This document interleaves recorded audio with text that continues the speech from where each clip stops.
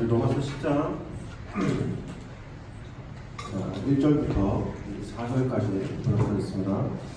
로마서 10장 1절부터 4절까지입니다. 율법의 마침 예수 그리스도라는 제목을 말씀 나누겠습니다.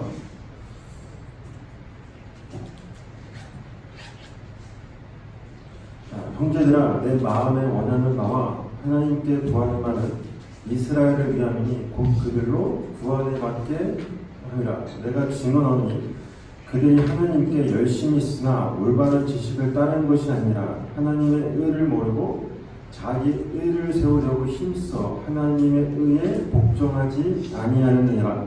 그리스도는 모든 믿는 자에게 의를 이루기 위하여 율법의 마침이 되시니라. 네.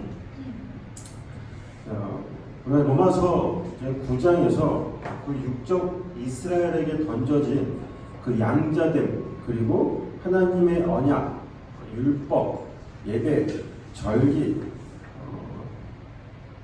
그리고 그들의 근거라고 여겼던 조상들, 그 모든 것들은 결국 예수 그리스도라는 그 진리를 담고 있다는 걸 우리가 9장 1절부터 5절까지 봤었죠. 사도 바울이 그 이야기를 했었잖아요. 그런데 그 육적 이스라엘은 자신들이 아브라함의 후손으로서 하나님이 던져준 그 율법을 열심히 지킴으로 하나님의 참 백성이라고 여겼던 거죠. 그런데 하나님의 백성은 아브라함의 씨가 아니라 이삭, 곧 하나님의 약속으로 선택을 받은 자들이 진짜 이스라엘을 바울이 이야기를 하는 게 바로 9장이었단 말입니다.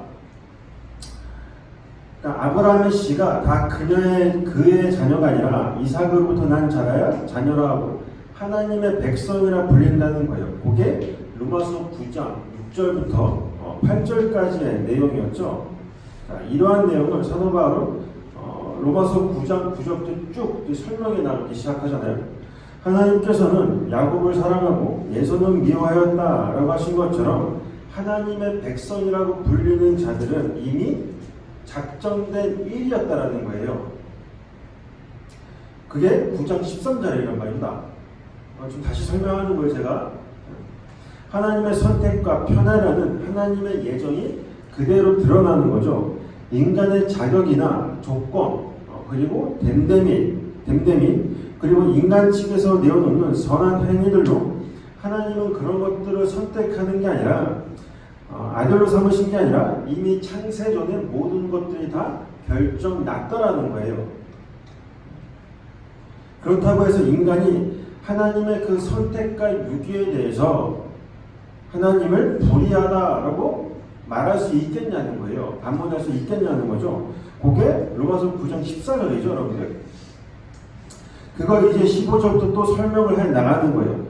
모든 인간이 그저 하나님의 진노로 인하여 깨질 수밖에 없는 그릇이지만 어떤 그릇은 하나님의 긍휼의 그 풍성함을 알게 하시기 위해 귀한 걸 담아내는 그릇이 되는 거고, 어떤 그릇은 이 역사 속에서 그냥 깨지는 그릇으로서, 그러니까 인간들의 그 실체를 드러내는 그릇으로 사용이 되더라는 거죠.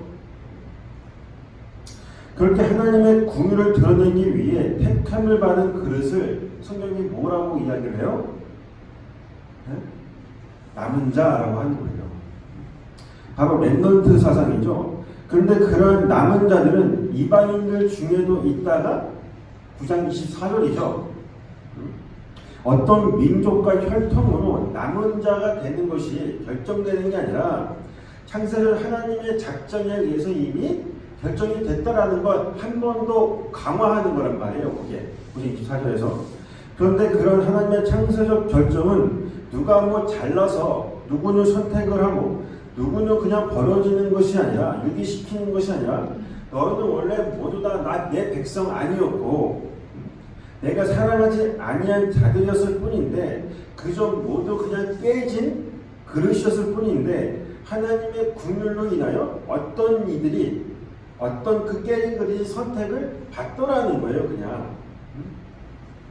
이처럼 성도라 불리는 자들은 이미 나기도 전에, 이 세상에 태어나기도 전에 하나님의 택하심을 따라서 된 것이기 때문에 자신의 그 성도됨 그리고 나의 그 믿음 있음, 나 구원 받았음을 자랑할 수 없더라는 거예요.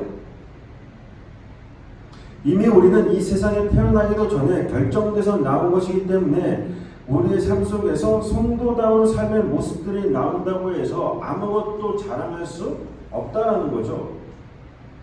그 모든 것들은 하나님의 열심에 의해서 나오는 것들이지 나의 열심으로 나타나는 것들이 전혀 아니란 말입니다. 이처럼 성도는 자신의 공로를 내세울 수 없음을 아는 사람들이에요. 그게 바로 자기 부인의 결정체죠. 내가 지금 한 건 아무것도 없습니다. 모두 다 주님이 하셨습니다. 라는 그 고백. 그래서 요한계시록 24장로가 요한계시록에서 24장로가 그러니까 교회죠. 그건 교회가 하나님께 이렇게 면류관을 벗어드리는 거예요. 거룩하다라고 한단 말입니다. 그건 이거 내 거 아닙니다. 내 거 아닙니다. 이거 당신 겁니다. 라고 나에게 주어진 그 면류관을 그대로 벗어드리는 거예요. 하나님께. 그게 바로 성도의 본무인 거예요. 다른 게 아니라. 우리는 그 자리로 내려가는 거지. 나 이만큼 했으니까 나에게 이 면류관 좀 씌워주세요. 라고 말할 수 있는 게 아니라는 거예요. 그렇게 성도에게 일어나는 모든 일은 다 하나님의 열심에 의해서 격발이 되는 거지 성도가 자신의 업적과 공로를 스스로 챙겨가질 수 있는 게 아니라는 것입니다. 사도 바울은 이걸 로마서 9장 30절과 31절에서 이야기를 하는 거죠. 이방인들이 얻는 그 의는 믿음에서 난 것이고 행위를 따라간 이스라엘은 율법에 이르지 못했다라고 하는 거예요. 여기까지 이해가시죠? 자, 그래서 히브리서 기자가 성도의 믿음을 가리켜 믿음은 바라는 것들의 실상이요 보이지 않는 것들의 증거다라고 말을 하는 거죠. 자, 그 히브리서 기자의 진술은 두 가지 측면에서 우리가 볼 수가 있는데요. 하나는 여러분들이 잘 아시는 것처럼 성도의 그 믿음이라는 건 성도의 믿음은 보이지 않는 것들을 이 땅에 나타난 것들을 통하여 나타난 현상들을 통하여 보이지 않는 그 진리, 그 실체를 보게 되는 거고 그렇죠? 우리가 배웠잖아요. 그거. 또 다른 하나는 성도의 믿음이 어떻게 형상화되어서 나타나는가에 대한 내용을 담고 있는 거예요. 그게. 먼저 믿음은 바라는 것들의 실상, 보지 못하는 것들의 증거이기 때문에 성도 안에 들어가 있는 믿음은 하나님의 그 선물로 우리에게 주어진 거고 그 선물은 보이지 않는 하나님 나라에 가는 것이기 때문에 눈에 보이는 실상이나 증거로 현상화되어서 나타나지 않는다라는 거예요. 우리가 눈에 보이는 어떤 형상과 증거, 행동으로 저 사람은 믿음이 있어, 저 사람은 믿음이 없어 이렇게 판단할 수가 없다는 거예요. 왜? 믿음은 바라는 것들의 실상이고 보이지 않는 것들의 증거이기 때문에 눈에 보이는 것들로 한정해서 이성으로 판가름할 수가 없다라는 거예요. 그래서 좀 여러분들 기도 좀 한다고 해서 저 사람 믿음이 있어, 착한 일 좀 했다고 해서 저 사람은 믿음이 많아, 선교 좀 한다고 해서 믿음이 좋네 이런 식으로 절대 볼 수 없다라는 거예요. 그게 히브리서 기자 11장 전체의 내용이란 말입니다. 원래 그렇게 믿음을 눈에 보이는 어떤 것들로 판단하려고 하고 믿음이라는 것 내가 사유화해서 눈에 보이는 어떤 것들을 눈에 보이는 것들을 얻어내려고 하는 그런 자들은 바로 가짜라고 하는 거예요. 그런 자들을 가리켜서 그들이 바로 믿음이 아닌 행위를 의지하는 자들인 거죠. 그 이야기가 바로 로마서 9장 32절이에요. 그런데 성도라 불리는 자들은 믿음을 통하여 오히려 그렇게 나 믿음 있음이 산산이 다 부서지는 거예요.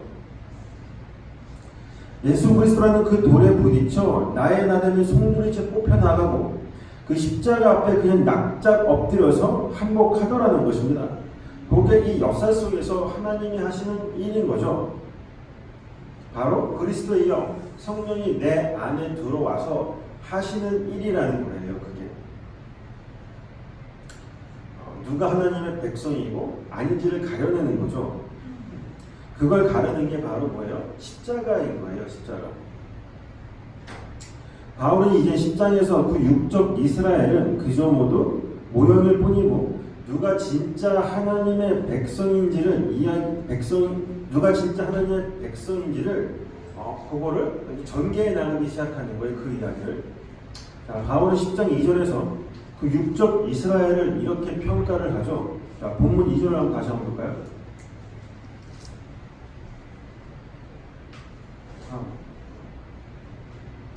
자, 내가 증언하노니 그들이 하나님께 열심히 쓰나 올바른 지식을 따른 것이 아니니라. 자, 보시면 바울이 내가 증언하다라고 지금 이야기를 하고 있죠. 자, 이러한 바울의 열심에 대한 증언은 자신의 경험에서 나온 거였어요. 자, 바울이 구원받기 전에, 그러니까 예수를 만나기 전이죠. 다메섹 도상에서 예수를 만나기 전에 자신을 어떠한 사람이었다고 평가를 하죠. 사도행전에 보면 잘 나와 있죠. 자, 사도행전 22장 3절 한번 볼까요? 나는 유대인으로 길리기아 다소에서 났고 이 성에서 살아 가멜리알의 문화에서 우리 조상들의 율법에 엄한 교육을 받았고 오늘 너희 모든 사람처럼 하나님께 대하여 열심히 있는 사람, 내가 이 돌을 박해하여 사람을 죽이기까지 하고 남녀를 결박하여 옥에 넘겼노니. 사도 바울이 자신을 다소에서 낳고 가말리엘 문화에서 배웠다고 하죠. 자, 가말리엘은 누구냐면 당대의 최고의 신학자였어요, 여러분들.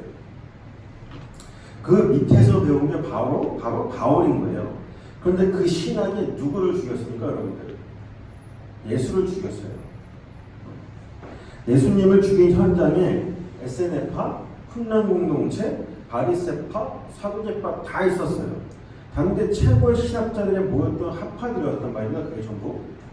그런데 그들이 지혜라고 여기면서 추구했던 그 신학의 잣대가 예수를 죽인 거예요, 여러분들. 다른 사람들이 아니라 나름 하나님을 평생 연구하고 거룩한 삶을 추구한다고 하는 이들이 죽인 거예요. 그러니까 여러분은 신학을 가지고 성경을 보는 게 아닙니다. 내 아들이 이 세상에 딱 내려와서 이런 쓰레기 같은 것들을 위해서 죽었다고 하는 그 하나님의 절박한 절규를 성령 안에서 들어보지 못한 이들은, 그런 인간들은 절대 예수를 믿는 게 아니란 말이에요, 여러분들. 여러분은 여러분들이 지금까지 들어왔던 하나님에 대한 그 신학적 지식들을 모두 다 내려놔야 돼요. 원래. 버리셔야 된다는 거예요. 그러지 않으면 그게 예수를 잡아 죽이는 일이 되는 거예요, 여러분들. 기독교는 관념이나 신학적 지식이 아닙니다. 기독교는 여러분들의 삶이에요. 여기서 여러분들이 아무리 성경에 대해서 배워가고 지식을 쌓는다고 해도, 제가 아무리 가르치고 설명한다고 해도 그게 삶이 되지 않으면, 여러분들의 그 삶 가운데 그 진리가 드러나지 않으면 아무짝에도 쓸모없는 거예요, 여러분들. 그게 예수 죽이는 거라니까요, 여러분들. 내 안에 있는 그리스도를. 복음은 그 삶의 실제화가 되어서, 나에게 실제화가 돼서 경험되어지는 거예요, 여러분들. 그러니까 바울은 자기가 알고 있던 신학을 다 버렸어요. 왜 그랬을까요? 그 신학이 하나님을 살아있기 때문에 그래요. 자, 갈라디아서 1장 13절 한번 보세요. 내가 이전에 유대교회에 있을 때 행한 일을 너희가 들었거니와 하나님의 교회를 심히 박해하여 뭐라고, 내가 내 동족 중 여러 영법자보다 유대교를 지나치게 믿어 내 조상의 전통에 대하여 더욱 열심히 있었으나, 다른 유대인보다 더 지나치게 믿었다고 할 만큼 하나님을 믿어서 율법에 열심을 냈다라고 지금 사도 바울이 이야기를 하고 있어요. 얼마나 열심히 그리고 착하게 살았던지 자신은 율법으로는 흠이 없는 자라고 당당하게 말할 수 있을 정도였죠. 그런데 그것이 오히려 하나님의 교회를 핍박하고 죽이더라는 것입니다. 그게 하나님을 사랑하는 것과 무슨 차이가 있겠냐고, 여러분들. 그러니까 인간 측에서 발산해내는 하나님을 위한 열심과 성수, 그리고 그릇된 인간들이 만들어 놓은 신학적 지식은 하나님을 죽이는 일이라는 거예요. 그래서 바울은 자신이 자랑으로 삼고 가치라고 여겼던 율법적 열심과 신학을 모두 다 버렸다라고 이야기하는 거예요, 지금. 그 이유를 바울이 본문 3절에서 뭐라 그래요? 하나님의 의가 아닌 자기 의를 세우기 위해 라고 하는 거예요, 지금. 여러분들 자기 의가 뭡니까? 자기 의. 자기 의라는 건 단순히 내가 다른 이들이나 하나님께 나 이만큼 잘했습니다 라고 뽐내는 정도가 아니라 인간들의 가능성과 그 능력됨, 그리고 자신의 구원을 위한 그 열심들, 그걸 자기 의라고 하는 거예요. 다른 게 자기 의가 아니라. 다른 말로 나라의 존재의 존재됨의 추구라고 할 수도 있는 것입니다. 인간은 모두 자신의 존재됨을 증명하기 위해서 살죠. 여러분들 다 그거 위해 살잖아요. 나의 존재를 증명하기 위해서. 그러니까 나 있음, 나 살아 있음을 위해 산단 말입니다. 그래서 때로는 나름 신앙의 열심을 내보기도 하고 세상적으로 볼 때 착하고 도덕적으로 살아보려고도 애를 쓰기도 하면서 자신이 가치 있다라고 여기는 걸 위해서 목숨까지도 던져버리는 거예요. 그런데 그러한 하나님을 위한 열심들, 그리고 도덕적 성숙, 윤리적인 삶, 이런 것들이 정말 나쁜 걸까요, 여러분들? 아닙니다. 좋은 거예요, 여러분들.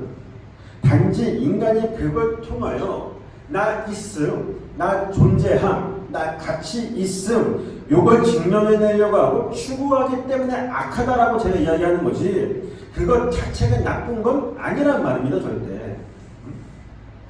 이 세상에 존재된 나 있음이라는 건 원래 하나님께만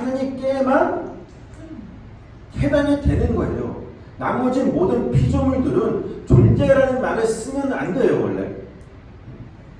그냥 나 없음, 나 가치 없음, 무존재라는 말입니다. 그래야 이 역사 속에서 하나님만 가치 있음, 존재됨, 그분만의 그 진리라는 게 확실하게 드러날 거 아니에요. 근데 인간들이 나 존재된 가치 있음이라고 하면 그게 하나님의 영광을 가려버리는 거라니까요. 그러면 우리는 다 나를 위해 살잖아요. 그렇게 이 교회도 전부 다. 나 여기 있어요. 나 좀 들어 써주세요. 나 이만큼 알고 있습니다. 그게 뭐냐고요, 그러면 도대체.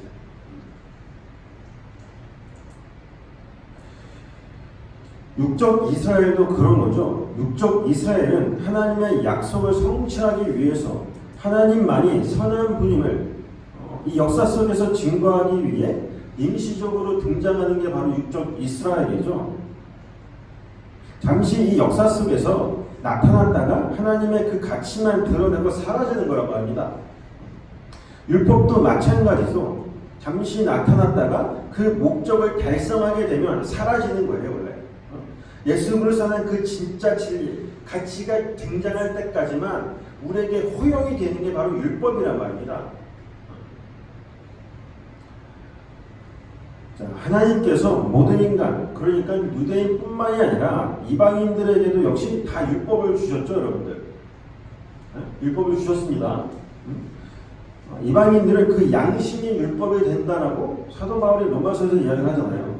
그러니까 이 역사 속에 태어나는 모든 인간은 다 율법 아래에 속한 자들이라는 거예요. 육적 이스라엘이나 교회에게만 해당되는 게 아니라는 것입니다. 율법 적용이라는 거. 자, 세상 모든 사람들이 율법에 묶인 자들이죠. 자, 로마서 2장 14절 한번 볼까요, 우리? 자, 로마서 2장 14절. 율법 없는 이방인이 본성으로 율법의 일을 행할 때에는 이 사람은 율법이 없어도 자기가 자기의 율법이 되나니 이런 이들은 그 양심이 증거가 되어 그 사람들이 서로 혹은 고발하여 혹은 변명하여 그 마음에 새긴 율법의 행위를 나타내니라. 그렇죠. 보시는 것처럼 이방인들, 그러니까 육적 이스라엘을 제외한 모든 사람들은 모두 다 양심이라는 게 있어 그 양심이 율법이 되어서 율법 아래에 매인 자들이 되었다라는 거예요. 지금. 그러면 하나님께서 그 율법을 왜 주신 걸까요? 바로 죄된 인간의 실체를 깨닫게 하기 위해서 주어진 게 바로 율법인 거죠. 바로 너 가치 없음을 알게 하시기 위해서 주신 게 바로 율법이란 말입니다. 원래. 자, 로마서 3장 19절 보세요. 우리가 알거니와 무릇 율법이 말하는 바는 율법 아래에 있는 자들에게서 말하는 것이니 이 모든 입을 막고 온 세상으로 하나님의 심판 아래에 있게 하려 함이라. 보세요. 율법이라는 건 하나님의 그 심판 아래, 그러니까 모든 인간을 하나님의 그 심판 아래에 가두기 위한 하나의 도구일 뿐이지 그걸 잘 지켜내는 게 아니라는 거예요. 그러면서 인간은 그 율법을 어떻게 해서든지 지켜내고 싶죠. 율법을 받은 이스라엘이나 양심이 율법이 된 이방인들이나 다 똑같이 그 율법 지킴을 위해 애쓴다는 말이에요. 이스라엘은 율법 지켜서 선한 자가 되어보고자 하는 거고, 율법 없는 이방인들은 그 양심, 도덕적이고 착하게 살아서 선한 존재가 되어보고자 한단 말입니다. 다. 여러분들이 다 착하게 살고 싶잖아요. 그렇죠? 선하게 살고 싶다니까요. 이왕이면 선하고 거룩한 사람이 되고 싶지 않아요? 그게 나쁜 건가요? 그런데 나쁜 게 아니잖아요. 그거. 그런데 문제는 그걸로 우리들은 자신의 그 구원의 가능성을 가늠해 보고 다른 이들에게 꽤 괜찮은 사람이라는 평가를 받으려고 한다는 게 문제인 거예요. 하나님께서 인간의 그 실체를 폭로하는 도구로서 인간의 악함의 확인 도장을 찍는 차원에서 율법이라는 걸 딱 주셨는데, 우리에게 던져 넣으셨는데, 인간들은 오히려 자신의 그 악함과 가치 없음을 인정하지 않고 율법을 잘 지켜내므로 해서 나는 선하고 의로운 존재라는 평가를 하나님께 받아내려고 한다는 거예요. 그게 죄잖아요, 여러분들. 그걸 다른 말로 교만이라고 하는 거란 말입니다. 자, 고린도전서 15장에서 죄의 권능은 율법이다 라고 하는 게 바로 그 이야기예요. 그렇게 자기 의는 나라는 존재의 가치 향상을 위해 열심히 쌓는 것들, 거기에는 하나님이 아닌 인간 측에서 발휘가 되는 왜 겸손함, 선함, 오래 참음, 순종함, 사랑, 이런 것들마저도 모두 다 포함이 되는 거예요. 그게 좋은 것 같죠, 여러분들? 아니라니까요. 인간 측에서 발산이 되는 것들은. 그러니까 무슨 말이냐면 우리는 그러한 선함마저도 다 뭐예요? 나를 위해 사유하려고 한다는 거예요. 내 가치 양상을 위해서. 그런 의미에서 그런 것들이 다 죄다라고 이야기를 하는 거죠.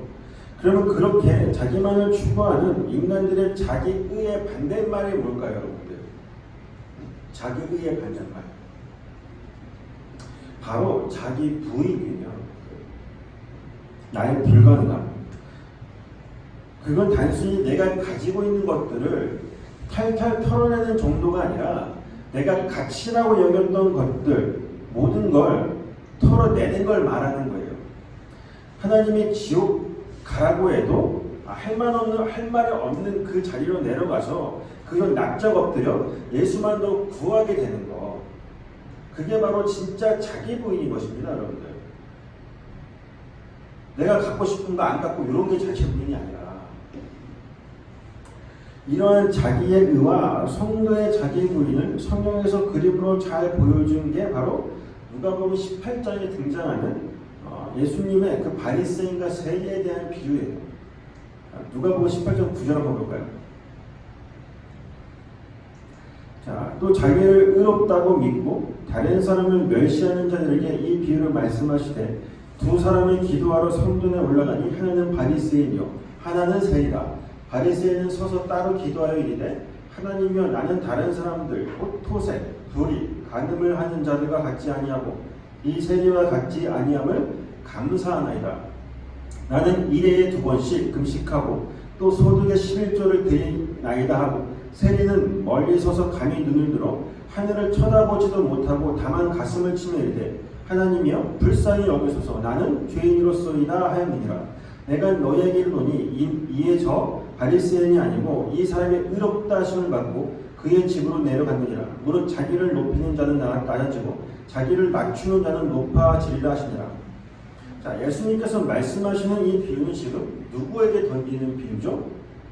바로 자신은 의롭다라고 여기면서 다른 사람을 평가하는 자들, 곧 바리새인을 향해서 던지는 비유인 거예요. 이게. 자, 바리새인들은 1년에 한 번 하라는 금식을 자기들 마음대로 일주일에 2번씩 했어요. 그러니까 더 열심을 냈다라는 거죠. 그것보다. 뿐만 아니라 구제도 열심히 했고 기도도 열심히 해서 죄 안 짓고 거룩한 삶을 살았다. 매주 기도 못하다. 거룩한 삶을 살았다라고 자평을 했습니다.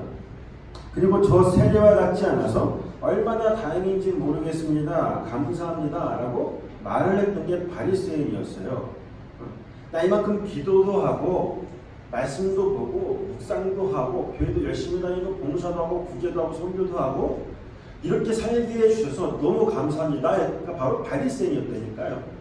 그리고 저 세상에 있는 오늘도 저렇게 술 먹고 그렇게 진탕 놀고 있는 저런 사람이 되지 않게 해주셔서 정말 감사합니다. 여러분들 예전에 그러셨잖아요.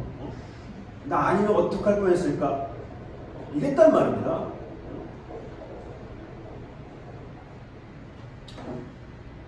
그렇게 이야기한 거예요 지금.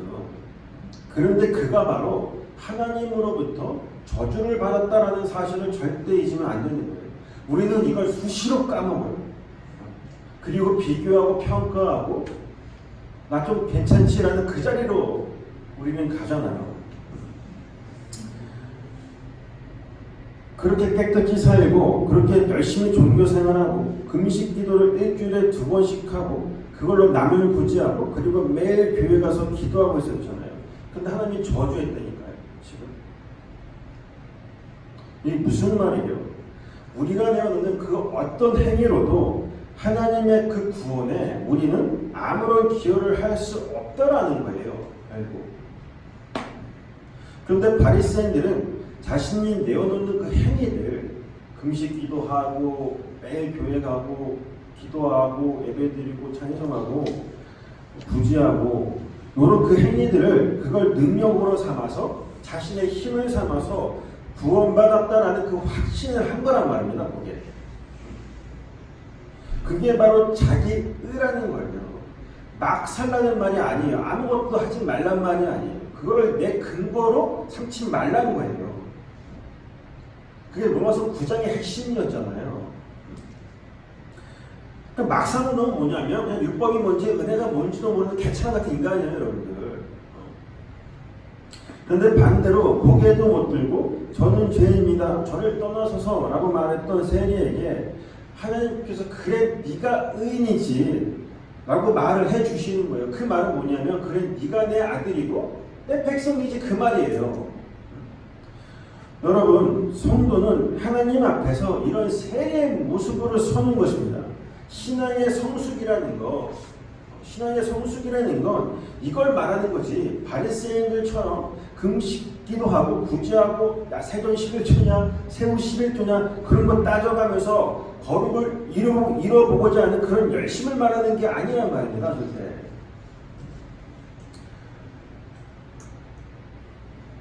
나는 이만큼 살았으니까 괜찮죠. 나 이만큼 남들보다 좀 더 노력하고 헌신하고 가져다 바쳤으니까 나는 좀 더 이쁘게 봐주시겠죠? 요 인간이 지옥 가는데.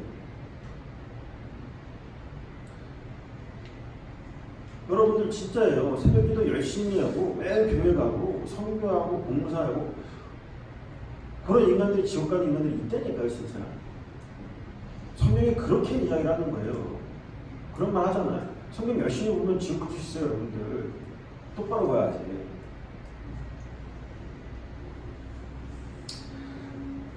여기서 14절에 보면 낮아지고라는 단어가 겸손하다라는 뜻이에요. 성경에서 말하는 겸손이라는 거 원어로 보면 많이 가지고 있는데 그냥 없는 것처럼 구는 거. 그런 태도를 말하는 게 아니라 하나님께서 나를 굴복시켜서 끌고 가는 것, 당신만 의지하게 만들어 버리는 걸 겸손이라고 하는 거예요. 성경에서 말하는. 그래서 이 비유 다음에 어떤 이야기가 등장을 해요? 어떤 에피소드가 등장을 해요? 어린아이와 부자의 이야기가 연달아 등장을 하는 거예요. 자, 어린아이를 보고 예수님께서 하나님 나라는 이런 자의 것이다 라고 말씀을 하셔도 그건 어린아이처럼 순수해야 하나님 나라에 들어간다는 그런 말이 아니라 어린아이가 부모를 의지하지 않으면, 다른 말로 하나님을 절대적으로 의존하지 않으면 절대로 살 수 없다라는 말이에요. 그런 의미에서의 어린아이란 말입니다. 너희는 어린아이가 되어야 산자가 되는 거지, 그러지 않고 하나님 같이 되어보겠다고 선악과를 먹어버린 아담처럼 그렇게 독립선언을 해버리면 그냥 그건 죽은 자의 뿐이라는 걸 보여주는 거예요. 그 이야기가 그 다음에 나오는. 그리고 어린아이의 반대로 등장하는 인물이 그 다음에 나오는 부자의 이야기인 거예요, 여러분들. 그 내용은 우리가 여러 번 배웠었죠. 그냥 이렇게 돈 많은 부자 이야기가 아니라고 했습니다. 그건 자신의 그 율법 지킴을 의지했던 그 그걸 부자라고 하는 거죠. 그건 뭐 자신의 힘과 노력을 의지해서 구원을 이뤄보겠다라고 하는 자들을 보여주는 게 그 이야기잖아요, 여러분들. 부자 청년 이야기도 마찬가지고 다. 그러한 자들은 절대 하나님 나라에 못 들어간다는 걸 보여주는 거예요. 그게. 그러니까 이 둘이 어린 나이가 그 부자가 서로 대조가 되어서 지금 등장을 하는 거예요. 그 비유 다음에. 성도는 이 역사와 인생 전체를 통하여 나만을 추구하려고 하는 자기의 거기로부터 탈출을 해야 되는 거예요. 그게 바로 신앙생활인 것입니다, 여러분들. 사도 바울 역시도 그러한 자기의로부터의 탈출을 이렇게 이야기를 해요. 빌립보서 3장 6절 보세요. 열심으로는 교회를 박해하고 율법의 의로는 흠이 없는 자라. 그러나 무엇이든지 내게 유익하는 것을 내가 그리스도를 위하여 다 해로 여길 뿐더러 또한 모든 것을 해로 여기면 내 주 그리스도 예수를 아는 지식이 가장 고상하기 때문이라. 내가 그를 위하여 모든 것을 잃어버리고 배설물로 여기면 그리스도를 얻고 그 안에서 발견되라 하니 내가 가진 의는 율법에서 난 것이 아니요 오직 그리스도를 믿음으로 말미암은 것이니 곧 믿음으로 하나님께로부터 난 의라. 바울이 자신이 가지고 있던 그 지식들, 그리고 그 지식으로부터 나온 율법적 행위들을 통하여 의를 추구했던 사람이었어요, 바울이. 그런데 그게 죄임을 알자 사도 바울이 이것들은 내가 상을 받을 만한 근거가 되는 게 아니라 오히려 배설물이었구나, 똥이었구나, 이거 쓰레기였구나를 안 거란 말이에요, 지금. 그동안 내가 생명으로 여기면서 나란 존재를 증명해냈던 것들이 하나하나 배설물로 드러날 때 바울이 자신이 직면한 그 현실을 어떻게 받아들일 것 같으세요, 여러분들? 어떻게 인식할 것 같냐고요?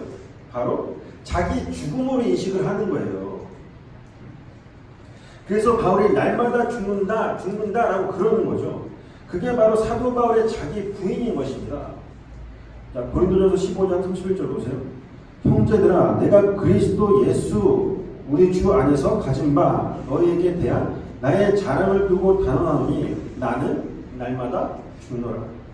바울의 내가 매일 죽는다라는 건 자신의 어떤 의지를 발휘를 해서 하고 싶은 걸 입 꽉 깨물고 참아내는 걸, 그런 종류의 죽음이 아니라, 그런 건 자기 부인이 아니에요. 나의 죽음도 아니고. 그런 게 아니라 진짜 나는 죄인 중에 괴수구나 라는 고백을 하게 하시는 하나님의 그 열심에 의한 죽음이었습니다. 그게 성도에게는 진짜 죽음으로 자각이 되는 거예요. 이러한 자기 죽음을 통하여 바울이 뭘 얻었다 그래요? 빌립보서 3장 8절에서 그리스도를 얻었다라고 하잖아요. 그러니까 하나님의 의를 얻었다라고 하는 거예요. 그 죽음을 통하여, 자기 부인을 통하여. 그러니까 하나님의 의는 인간들의 그 열심과 노력에 의해서 얻어지는 게 아니라 오히려 내가 밟혀 죽는 그 자리에서 얻어진다라는 거예요. 그럼에도 사람들은 하나님의 의를 얻기 위해서 자기 부인이라는 그 자기 죽음이라는 자리로 내려가는 것이 아니라 더욱더 자신의 가치를 높이고 증명해서 하나님 보시기에 떳떳한 자가 되려고 하죠. 그게 순종함이든 사람을 서로 사랑함이든 신학적 지식이든 성경에 대한 알미든 그런 것들 다 나를 위해서 증명하려고 애쓴단 말입니다. 더 열심으로 해서 그럴 바에 그거 포기하라니까. 다 쓸모없는 것들 하지 마셨잖아요. 그럴 바에. 그런 열심들이 바로 사도 바울의 말하는 하나님의 의에 복종하지 않는 거예요. 그러니까 불순종이라는 게 다른 걸 말하는 게 아니라 이리로 가 저리로 갔을 때 안 가고 뻗치고 뻐기고 이러는 걸 불순종이라고 하는 게 아니라 오히려 반대로 자신이 하나님에 대한 순종이라고 여기는 걸 자기 힘으로 그 열심으로 해내는 거, 그래서 자신의 가치를 증명해내는 거, 그게 진짜 불순종이라고 하는 거예요. 성도는 하나님 앞에서 저는 원래 존재하지 않았던 그런 자였을 뿐인데 하나님의 순으로 하나님의 순으로 그 생명을 그분의 입김으로 나에게 불어 넣으셨을 때 존재일 수 있는 제가 하나님 마음대로 저를 버리신다고 할지라도 저는 진짜 아무런 할 말 없는 자입니다 라는 그 자리로 내려가는 거예요. 그리고는 자신의 과거에서 나를 기반으로 해서 가졌던 희망과 야망 그리고 비전 이런 것들이 나에게서 하나둘 끊어져 나가야 하는 것이면 올바로 깨닫게 되는 게 바로 광야에서 이스라엘 1세대가 다 죽는 사건이란 말입니다. 그게 다. 그래서 세례 요한이 세례를 받으러 온 자들에게 너희들의 뿌리에 이미 도끼가 놓였다라고 한 거예요. 그건 세례를 받는 하나님의 백성은 그렇게 뿌리가 그 과거로부터 시작된 나의 야망과 나의 희망과 나의 소망들이 단절이 되는 걸 말하는 거예요. 그건 다 지켜서 그걸 성도가 성도의 삶이라고 하는 것입니다. 그게 바로. 자, 오늘 보면 4절을 보시면 그리스도는 모든 믿는 자들에게 의를 이루기 위하여 율법의 마침이 되었다, 완성이 되었다라고 사도 바울은 진술을 하고 있어요. 성경에서 말하는 예수님께서 율법을 완전케 하셨다, 완성하셨다라는 건 개혁 신학이 이야기하는 것처럼 단순히 예수님께서 율법의 세법을 하나하나 다 지켜냈다가 아니라 구약 전체를 다 예수 그리스도로 결론 내셨다라는 뜻이에요. 갈라디아서 3장 11절 볼까요? 또 하나님 앞에서 아무도 율법으로 말미암아 의롭게 되지 못할 것이 분명하니 이는 의인은 믿음으로 살리라 하였습니다. 하나님 앞에서 누구도 율법 지킴으로 의롭게 되지 못한다라고 분명히 이야기를 하고 있어요. 그런데 여기서 말하는 율법으로는 의인이 될 수 있는 자가 아무도 없다라는 말은 뭐냐면 여러분들 율법을 아무도 못 지켜낸다라는 그런 말이 아니에요. 못 지키면 왜 못 지켜요? 여러분들 다 지켜낼 수 있어요. 인간의 열심으로 가능해요. 행위로 가능하다니까요. 그거. 그래서 사도 바울도 그러죠. 율법에 흥이 없던 사람.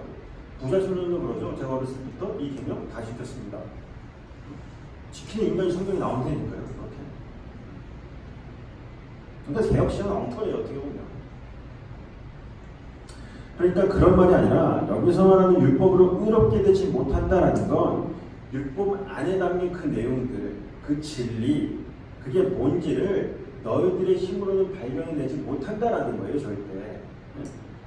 왜? 인간은 율법을 지켜내야 하는 것만으로 이해하기 때문에.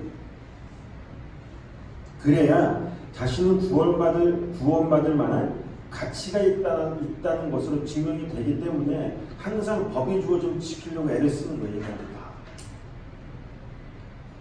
그래서 목숨 걸고 지키는 거예요. 바리새인들. 다른 이유가 아니에요. 여러분들. 물론 율법이라는 건 율법을 못 지켜내고는 해서도 그 효력을 발생하기도 해요. 다시 말해서 율법을 못 지켜냄으로 해서 인간의 죄를 폭로해내기도 하지만 열심히 율법을 다 지켜 내모를 해서도 결국 죄를 폭로해낸다는 거예요. 자, 로마서 3장 20절 보세요. 그러므로 율법의 행위로 그의 앞에 의롭다 하심을 얻을 육체가 없나니 율법으로는 죄를 깨달음이니라. 이제는 율법 외에 하나님의 한 의가 나타났으니 율법과 선지자들에게 증거를 받은 것이라. 곧 예수 그리스도를 믿음으로 말미암아 모든 믿는 자에게 미치는 하나님의 은이 차별이 없느니라. 율법의 행위로 그 앞에 의롭다 하심을 얻을 육체가 없다라는 건 율법은 아무도 못 지켜낸다가 아니라 그걸 다 지켜내든 아니면 지켜내지 못하든 간에 상관없이, 그러니까 그 행위가 중요한 게 아니라 그렇게 여러분들 판단해버리면 그것도 행위로 돌아가는 거잖아요. 그런 말이 아니라 인간들의 행위에는 전혀 상관없이 인간이 결국 의롭지 못하다라는 걸 까발린다는 거예요. 지금 율법을 열심히 지켜내는 것 자체가 자신의 힘을 또한 의지하는 거죠. 그걸 드러내는 거란 말입니다. 율법은. 그래서 지켜도 죄, 못 지켜도 죄인 거예요, 여러분들. 그게 바로 율법의 기능인 거지. 단순히 못 지켜내게 만들어서 거봐, 너 죄인이야, 이걸 고발하는 게 아니라는 거예요. 율법을 잘 알고 계셔야 돼요. 행위로 율법을 지켜내려고 하는 그 인간들의 하나님 4개의 실체를 폭로해내는 것입니다. 다 지키고 해서도 모두 다 결국에 다 죄인일 뿐이라는 거예요. 이 율법 아래의 매인자들. 자, 로마서 5장 10절 보세요. 율법이 들어온 것은 범죄를 더하게 하려니라. 그러나 죄가 더한 것에 은혜가 더욱 넘쳤나니. 보세요. 하나님께서 율법을 주신 이유는 뭐라고 하는 거예요? 죄를 더하게 하려 함이라는 거예요. 지키든 지키지 못하든 간에 상관없이 결국 우리를 죄인 만들어서 하나님의 그 국률만을 바라는 그 자리로 내몰게 하는 게 바로 율법이라는 것입니다, 여러분들. 그러니까 인간들이 양심이라니까, 여기. 로마서 3장 28절 보세요. 그러므로 사람이 의롭다 하심을 얻는 것은 율법 행위에 있지 않고 믿음으로 되는 줄 우리가 인정하노라. 그렇죠? 우리가 의롭게 되는 건 율법의 행위, 곧 지킴과 지켜내지 못함이 아니라 믿음으로 되는 것이라고 정확하게 이해하고 있잖아요. 믿음이 일을 하여 우리를 의로운 자리로 끌고 간다는 것입니다. 자, 갈라디아서 2장 16절 보세요. 사람이 의롭게 되는 것은 율법의 행위로 말미암음이 아니요 오직 예수 그리스도를 믿음으로 말미암은 줄 알므로 우리도 그리스도 예수를 믿나니 이는 우리가 율법의 행위로서가 아니고 그리스도를 믿음으로써 의롭다함을 얻으려니라. 율법의 행위로서는 의롭다함을 얻을 육체가 없느니라. 보세요. 확실하죠? 여기서 율법의 행위로 의롭다함을 얻을 육체가 없다라는 건 바꿔 말하면 율법은 우리를 뭐예요? 죽이는 역할을 한다라는 거예요. 네? 고린도후서 3장 6절 보세요. 그가 또한 우리를 새 언약의 일꾼 되기에 만족하게 하셨으니 율법 조문으로 하지 아니하고 오직 영으로 하미니 율법 조문은 죽이는 것이요 영은 살리는 것이니라. 돌에 써서 새긴 죽게 하는 율법 조문의 직분도 영광이 있어 이스라엘 자손들은 모세의 얼굴이 없어질 영광 때문에 그 얼굴을 주목하지 못하였거든. 하물며 영의 직분은 더욱 영광이 있지 아니하겠느냐. 정죄의 직분도 영광이 있은즉 의의 직분은 영광이 더욱 넘치리라. 보시는 것처럼 사도가 율법을 뭐라 그래요? 죽이는 것이라고 말을 해요. 그 말은 율법을 지키던 지키지 못하던 간에 상관없이 율법으로 인하여 살아갈 수 있는 능력을 가진 인간은 단 하나도 없다라는 거예요. 그건 율법을 통하여 자신의 죽음 곧 자기 죽음을 맞이하게 된다는 거예요. 자기 부인의 죽음을 맞게 된다는 말이죠. 물론 그들은 성령을 받은 자들이에요. 성령을 받은 자들만이 율법을 지켜내는 데 힘을 쏟는 것이 아니라 율법의 기능에 따라 그 율법의 촉촉함에 따라 자기 부인이라는 십자가를 통과하여 결국 새로운 피조물로 부활에 이르게 된다라는 거예요. 그게. 자, 로마서 8장 2절 보세요. 이는 그리스도 예수 안에 있는 생명의 성령의 법이 죄와 사망의 법에서 너를 해방하였습니다. 율법이 육신으로 말미암아 연약하여 할 수 없는 그것을 하나님 하시나니 곧 죄로 말미암아 자기 아들을 죄 있는 육신의 모양으로 보내어 육신의 죄를 정하사 육신을 따르지 않고 그 영을 따라 행하는 우리에게 율법의 요구가 이루어지게 하려 하심이라. 자, 율법이라는 건 그러니까 내가 잘 지켜서 살 수 있는 방법이 아니에요.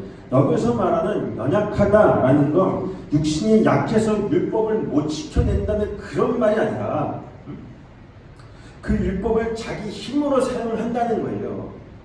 그러니까 율법을 지켜내는 게 아니라는 말이죠. 그건 육신으로 오신 예수님도 마찬가지예요. 우리가 율법을 지켜내므로 해서 사는 것이 아니라 예수님께서 십자가에서 율법 지킴의 행위를 오히려 부정하셔서 율법을 완성해 내시는 거란 말이에요. 그게 율법이 담고 있는 진리를 드러내는 거니까. 그래서 성경이 율법이 폐하여진 게 아니라 완성이 되어진 거다 이렇게 이야기를 하는 거지. 예수님이 율법을 다 지켜서 율법을 완성해 내셨으므로 율법이 완성되었다라는 그런 의미로 이야기하는 게 아니란 말입니다. 절대. 마태복음 5장 17절 보세요. 얘가 율법이나 선지자를 폐하러 온 줄 생각하지 말라. 폐하러 온 것이 아니요 완전하게 하려 함이라. 진실로 너에게 이르노니 천지가 없어지기 전에는 율법의 1.1획도 결코 없어지지 아니하고 다 이루리라. 자, 여기서 말하는 율법의 1.1획도 결코 없어지지 않고 다 이룬다라는 건 율법의 그 작은 것 하나까지도 모두 그 진리를 설명하기 위해서 끝까지 존재해야 한다라는 거예요. 그 진리가 오기까지, 믿음이 오기까지는 율법은 절대 없어지면 안 된다라는 것입니다. 율법은 죽으면 안 되는 것, 나의 로마서 7장에서 그러던 사도 바울이 그 율법을 뭐라 그래요? 남편이라고 이야기하잖아요. 그 옛 남편, 그걸 죽으면 안 된다니까요. 믿음이 오기, 새신랑이 오기 전까지. 그러니까 1.1획도 없어지면 안 되는 거예요.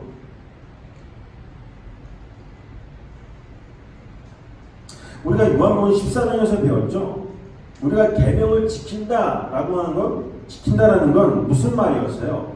예수라는 그 말씀, 계명이 그리스도의 영, 성령으로 우리 안에 들어와 계신다라는 말이라고 했었잖아요. 거기서 계명을 지킨다라는 거 그런 의미란 말이에요. 자신이 지켜내는 게 아니라.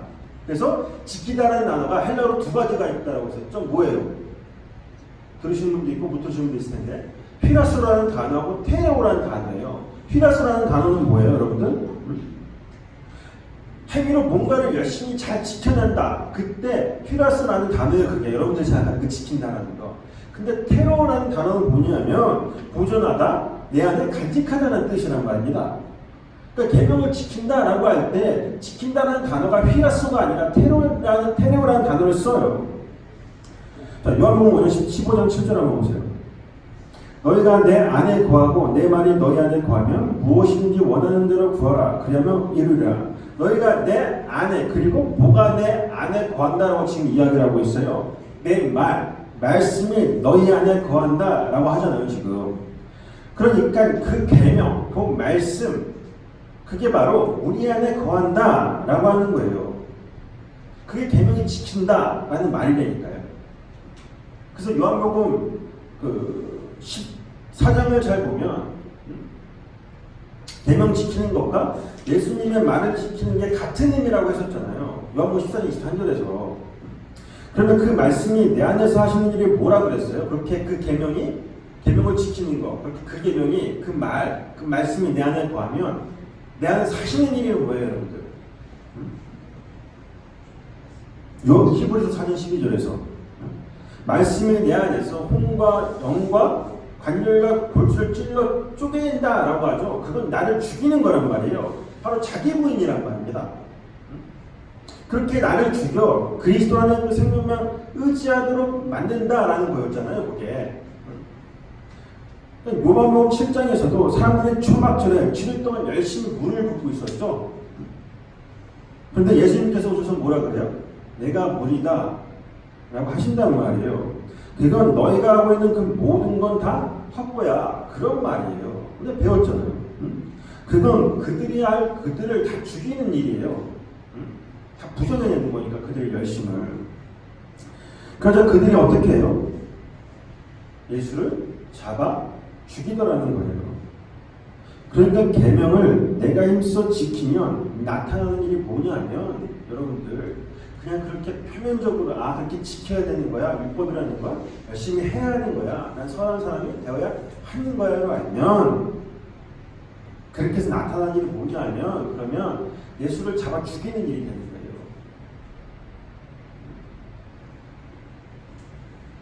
그런데 계명을 힘써 지키는 게 아니라 그 말씀 로고스를 내 안에 두면 그 말씀이 내 안에 거하면 예수를 죽이는 게 아니라 그 말씀이 반대로 나를 죽여낸다는 거예요. 그게 계명이 율법이 갖고 있는 두 가지 측면인 거예요. 그걸 바울이 갈라디아서 3장에서 이렇게 설명을 하죠. 갈라디아서 3장 23절 보세요. 자, 믿음이 오기 전에 우리는 율법 아래에 매임바 되고 계시될 믿음의 때까지 갇혔느니라. 이같이 율법이 우리를 그리스도께로 인도하는 초등교사가 되어 우리로 하여금 믿음으로 말미암아 의롭다함을 얻게 하려 함이라. 믿음이 온 후로는 우리가 초등교사 아래에 있지 아니하노다. 너희가 다 믿음으로 말미암아 그리스도 예수 안에서 하나님의 아들이 되었으니. 보세요. 율법이 가르치고 있던 그 진리 바로 그리스도에게로 나를 이끌고 가면 다른 말로 나에게 있는 은혜만 필요하구나를 알게 되는 그 자리 거기가 바로 율법이 완성이 되는 자리라는 거예요. 율법의 최종 목적지는 거기까지니까. 그러니까 율법을 통하여 인간이 배워야 하는 것은 예수 그리스도의 그 은혜의 필연성인 것입니다. 여러분들. 그런데 인간들은 그 율법을 가지고 자신의 의를 추구하는 도구로 끌어다 쓰더라는 거예요. 그걸 잘 지켜내서 자신의 의로움과 명성, 가치와 자격을 챙겨보겠다라고 하는 거죠. 자, 우리가 배웠던 것처럼 율법은 인간인 죄인이며 그래서 하나님의 은혜만이 반드시 필요한 거구나를 배워야 함에도 불구하고 인간들이 그 율법을 가지고 자신들의 성숙과 구원을 이루는 도구로 사용한다는 것입니다. 그때 하나님께서 율법의 원흉이신 예수를 보내신 거예요. 인간들의 자기가 이 역사 속에서 가장 가득했을 때 인간들의 열심이 가장 가득했을 때 이만큼 하나님을 열심히 사랑하고 믿고 있어라고 했을 때 그 예수가 오신 거예요. 2000년 전에. 그러니까 인간에게 있어서 근데 그게 어둠이었다니까요. 가장 큰 요한복음 1장에서 그렇게 이야기를 하잖아요. 그러니까 여러분들이 하나님을 위한 열심을 내는 건 좋아요. 좋단 말이에요. 당연히 해야 되는 것들이에요. 근데 그걸로 내 가치와 내 평가와 내 이름을 높이는데 그걸 도구로 사용하면 그게 가장 악한 일이 되는 거고 나에게 있어서 가장 어두운 일이 되는 거예요.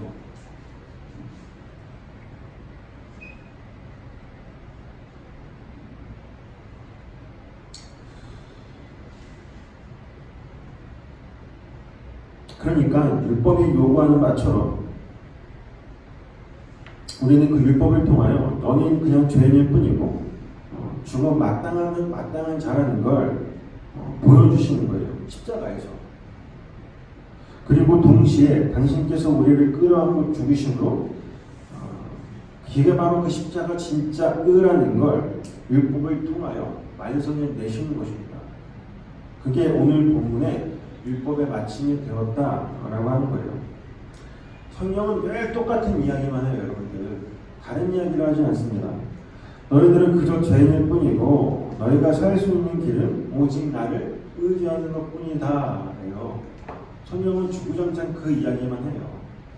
창세기부터 또한 계시록까지 인간들의 성숙과 발전된 이렇게 살아라 저렇게 살아라를 이야기하지 않는다는 거예요. 우리는 우리가 가야 할 길이 어디인지 이미 알고 있는 자들이에요. 바로 예수라는 은혜의 길이죠. 율법이라는 자기 의에 도취된 길을 걷는 자들이 아닙니다. 예수님은 자기를 비우시고 세상에게 철저하게 부인당하셨어요.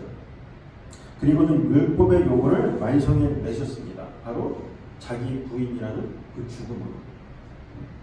그런데 우리 역시도 그런 율법의 완성에 참여가 된 자들이라는 것입니다. 그건 율법을 잘 지켜 내가 아니라 예수님처럼 세상에 대하여 죽는다라는 거예요. 그걸 성경은 믿음이라고 하는 거예요. 그런 예수님의 믿음이 우리에게 그 믿음을, 그 길을 갈 수 있는 큰 믿음을 선물해 주신 것입니다. 따라서 우리 역시도 세상에서 죽임을 당하는 자들로, 도살당한 어린 양으로 사는 것임을 여러분들 잊지 마시길 바라겠습니다. 그저 할 말 없이 개처럼 끌려가 죽는다라고 할지라도 그 자리가 바로 우리가 있어야 하는 자리를 잊지 마시고 낮잠 엎드려서 하나님의 은혜만 구하시는 여러분들이 되시길 바라겠습니다. 기도하시겠습니다.